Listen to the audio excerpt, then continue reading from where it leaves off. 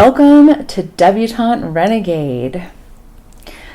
On today's show, I'm going to be talking about one of my favorite topics, and that's relationships, but specifically attachment theory as it relates to adult romantic relationships, which adult romantic relationships are one of my favorite topics.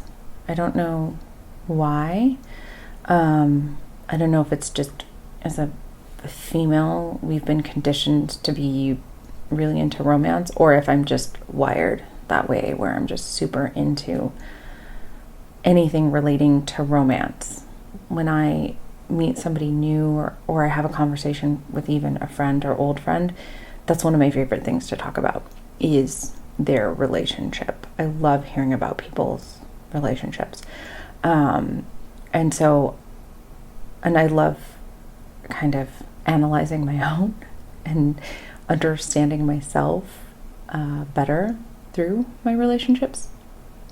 And that's kind of where attachment theory comes in, and it's really interesting. The thing about attachment theory is, unless you're a secure attacher, which we'll go into what that means in just a minute, understanding your attachment, if it's like a dysfunctional one or a slightly dysfunctional one, understanding it can help you grow toward having a good relationship. Like if you've never had a good relationship before, like a really healthy, like good, secure relationship, then understanding how you attach and what's disordered about your attachment and working on that can actually be the difference between you having a not good relationship and a good relationship.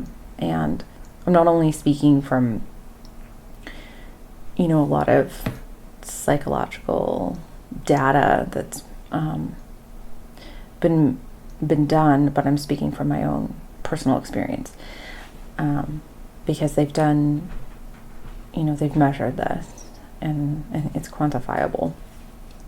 Anyway, on to attachment theory.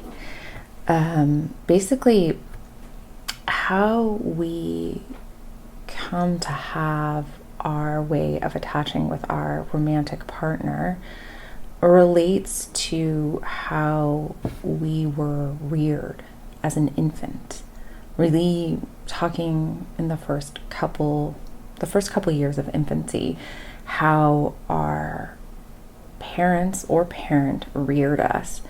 Typically, I've read that the way you relate with the opposite sex parent, if you're straight, will inform your adult romantic attachments, and your same-sex parent, if you're gay, that's what will inform your adult attachments. But I don't think that is true 100% of the time. Like, I think, say you're a straight female like myself, I do think that the way your mother rears you, if she's like your primary caregiver, can totally inform your attachment. And same with,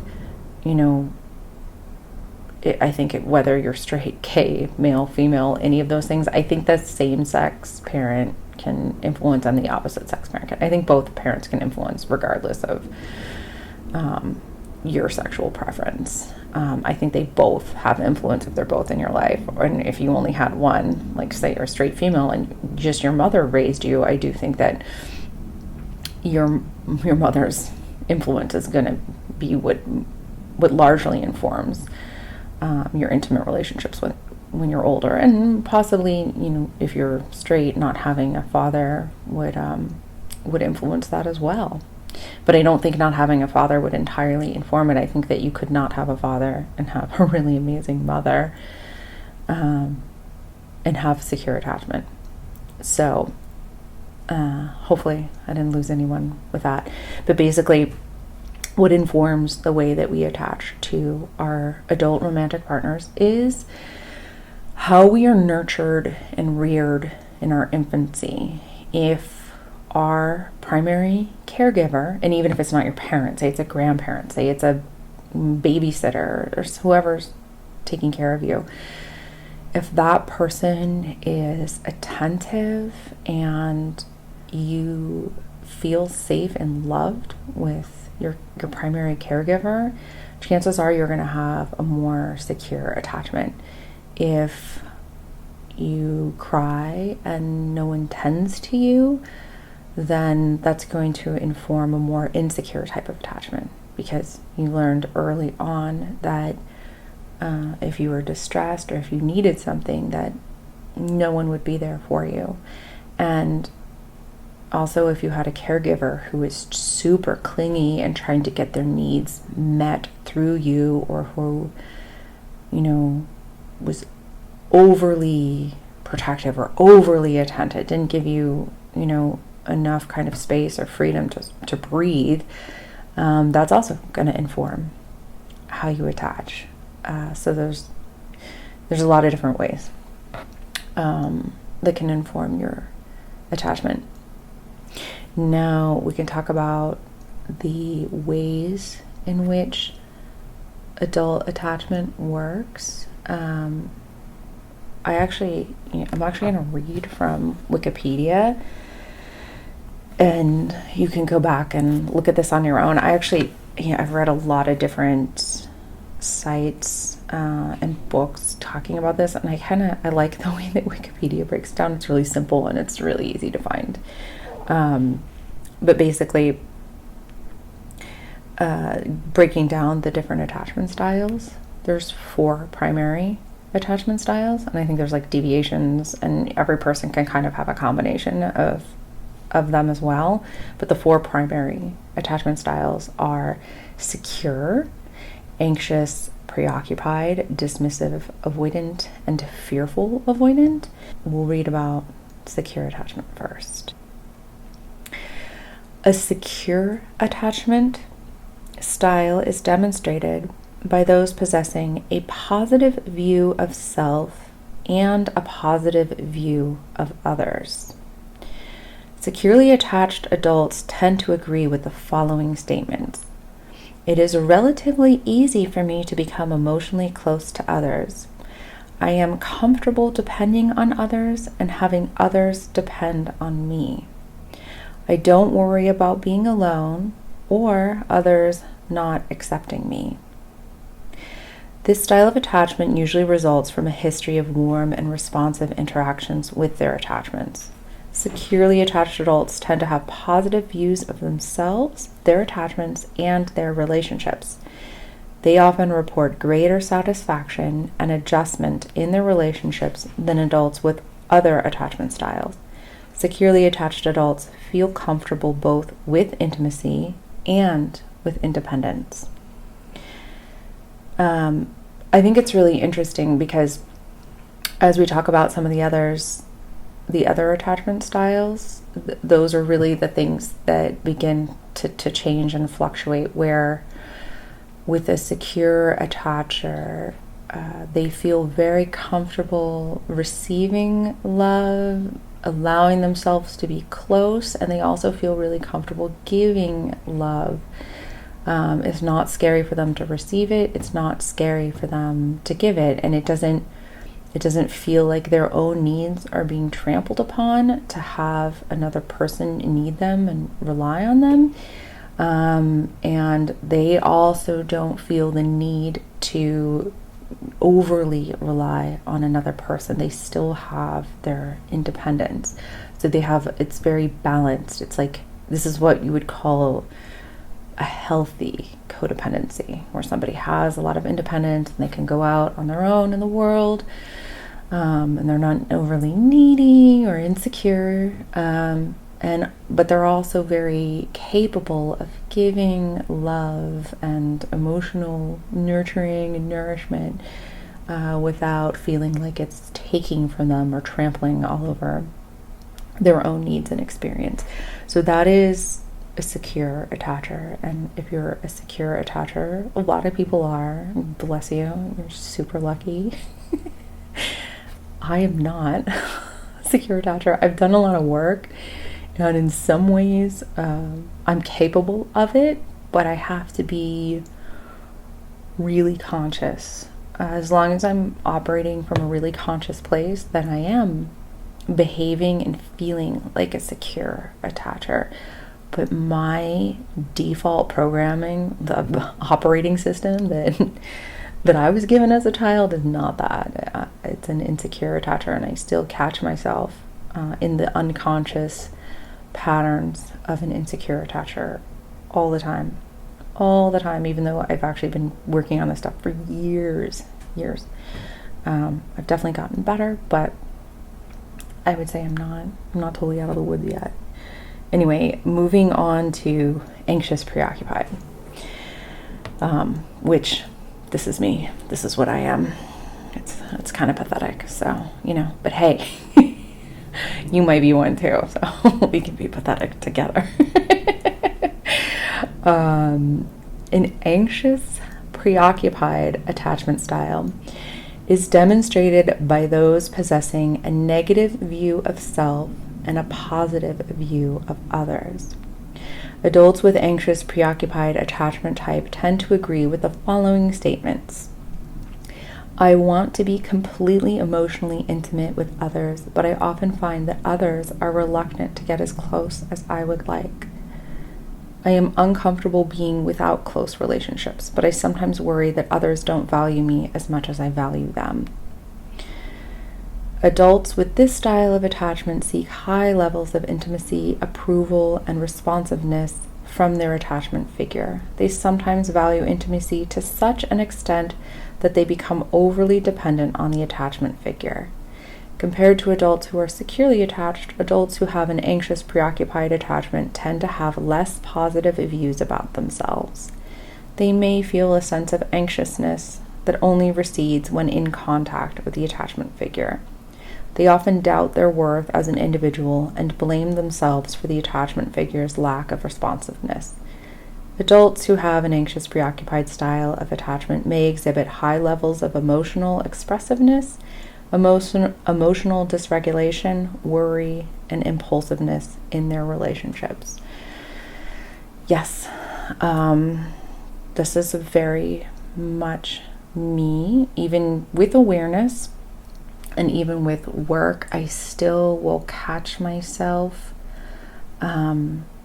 feeling insecure in my mind, even if there's, I'll take the smallest thing and it'll sort of trigger this insecurity. And it's almost like I'm taking something personally that I don't need to be taking personally. Like the smallest thing, like if my partner is preoccupied with something or didn't hear me, I could that can dysregulate me, where I get anxious. I'm like, oh my God, is he mad at me?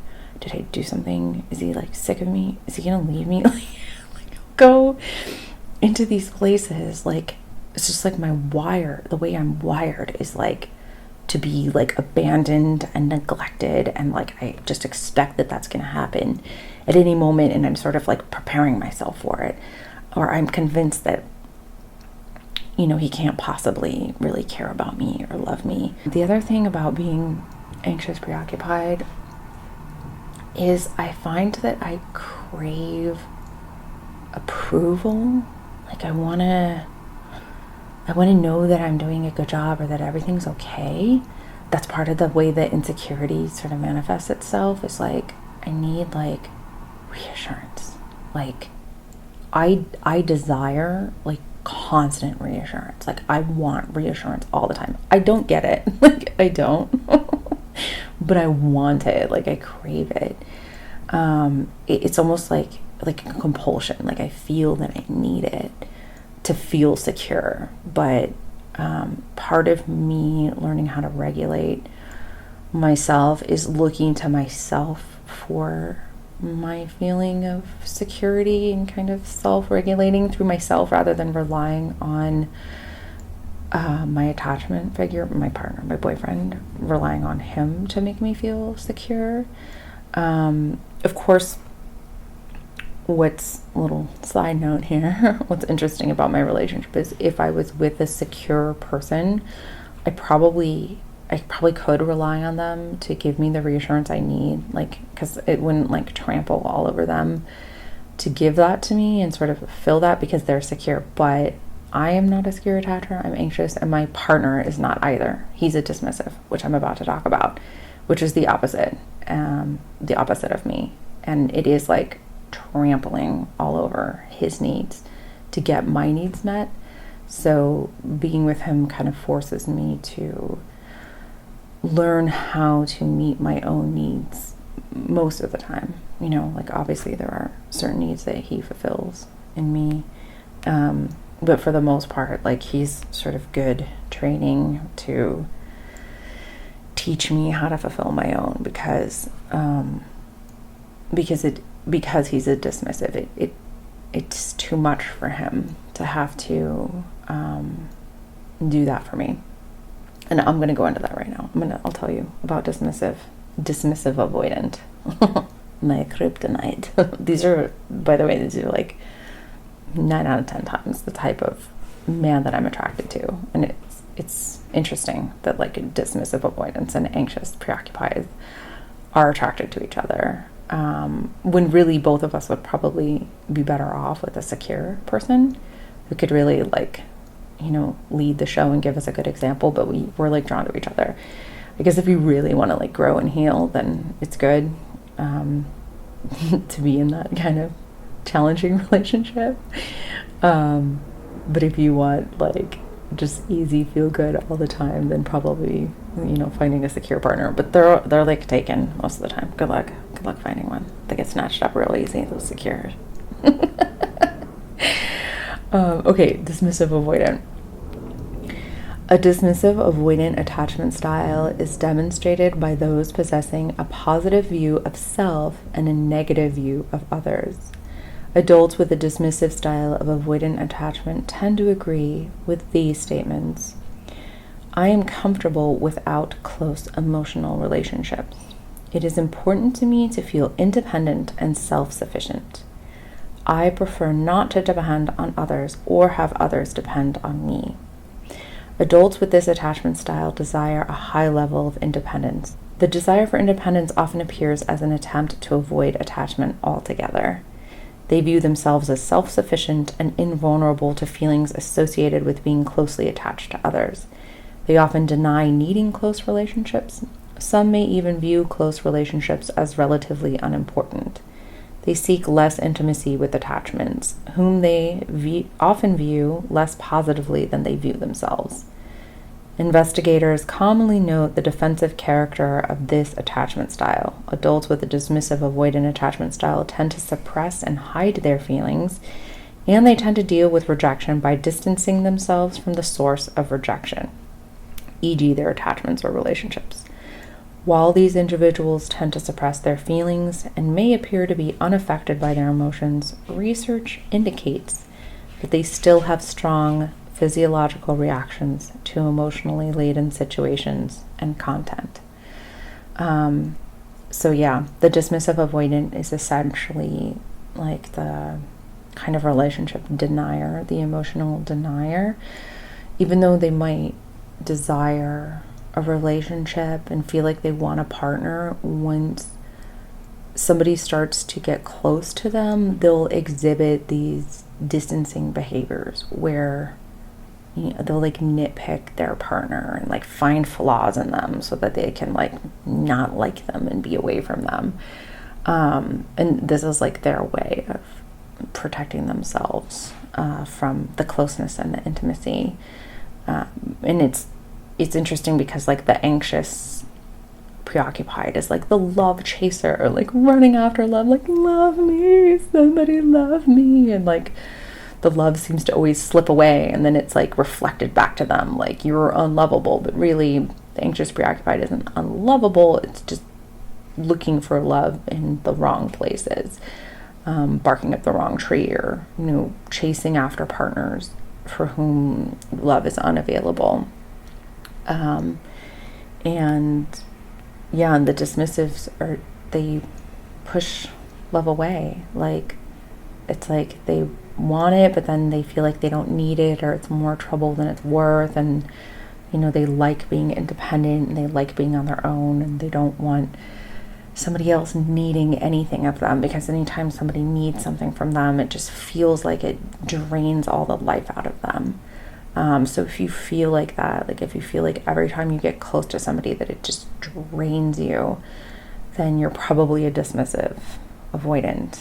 And dismissives, they benefit most from learning how to get in touch with their feelings, like really, like almost like making it a daily practice to tune in with how they feel, and like start to understand their own emotions and feelings, because they've like denied them for a long time.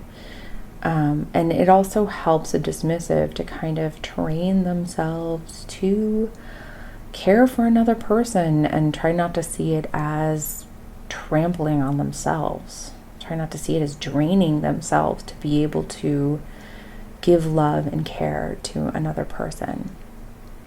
So yeah, that's kind of anxious and dismissive. And funnily enough, yeah, the anxious like wants the dismissive, and of course a true anxious and a true dismissive, the anxious is going to need, like the anxious like needs more than a secure person, and the dismissive, it gives less than a secure person. So it's sort of a recipe for disaster, if you will, where the anxious like needs way too much and the dismissive can't give anything.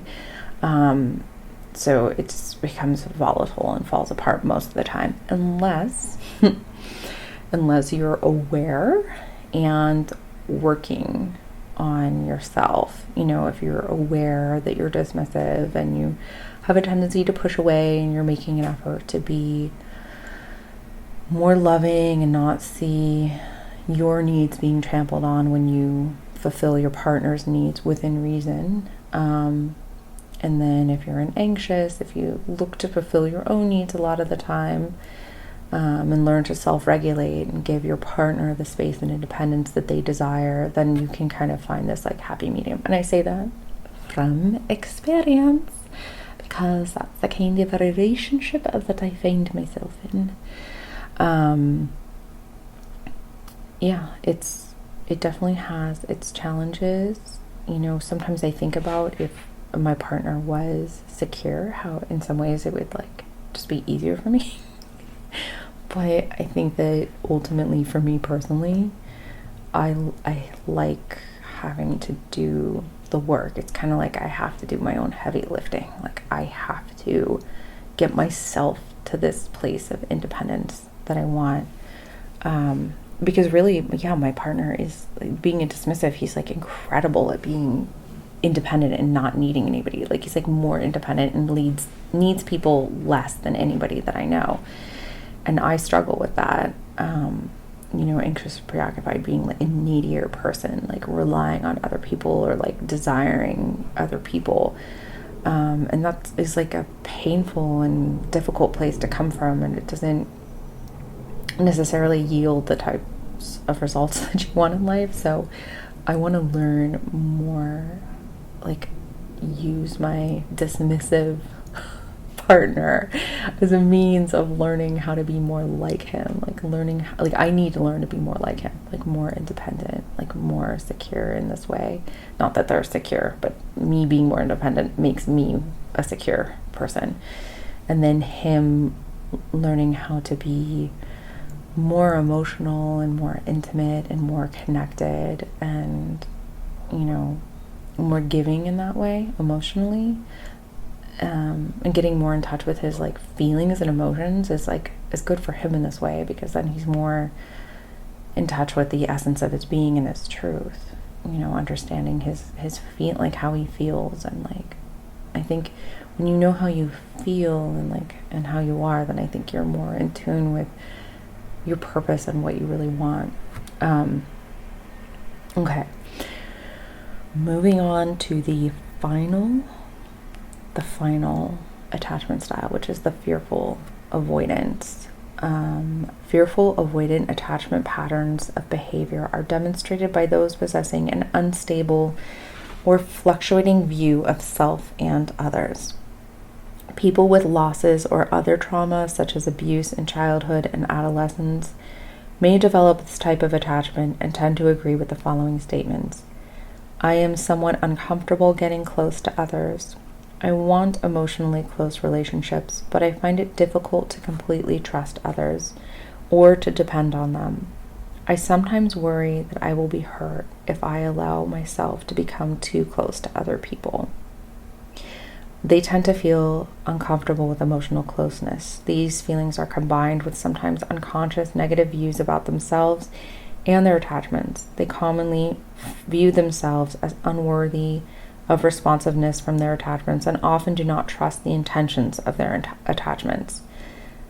Similar to dismissive avoidant attachment style, adults with a fearful avoidant attachment style seek less intimacy from attachments and frequently suppress and or deny their feelings. Because of this, they are much less comfortable expressing affection. What I've noticed about this attachment style is I feel like they have a little bit of a push and pull. I've had friends with this attachment style, and I've dated people with this attachment style, and it's like first they reach for you, like they want connection, they want intimacy, they want love. It seems like, you know, everything's in the right place, and then like as closeness starts to happen, then they like push you away and abandon ship, like find a reason to get out, whether it's like criticizing themselves, like they're not good enough for you, or you're not good enough for them, or like, you know, yeah, you can't be trusted.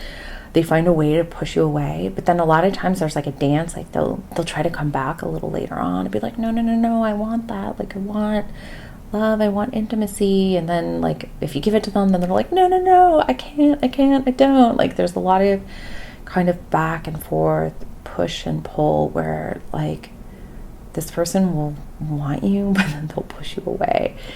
And it's confusing and hard. And I think it's gotta be confusing and hard for them too, because I think they struggle with fluctuating between feeling like they're not deserving and they're not enough, and, you know, no one can love them, and then feeling like they can't trust you, or, you know, you're not the right person for them.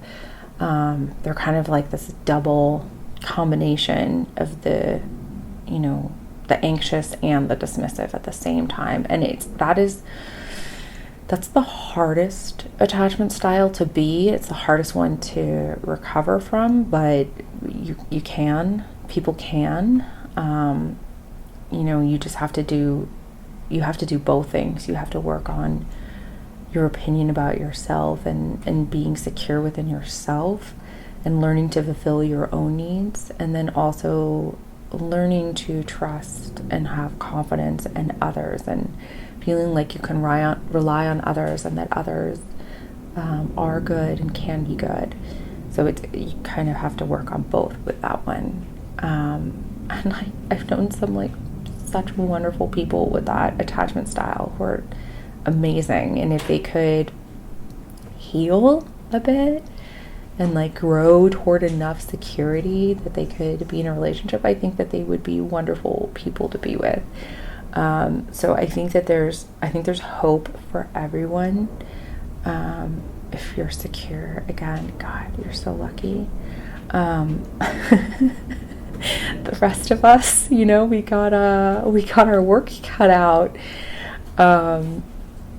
I would love to hear people's experiences with this. If anyone wants to write in the comments what you think your attachment style is, or, you know, if you feel like your partner has one that's really strong.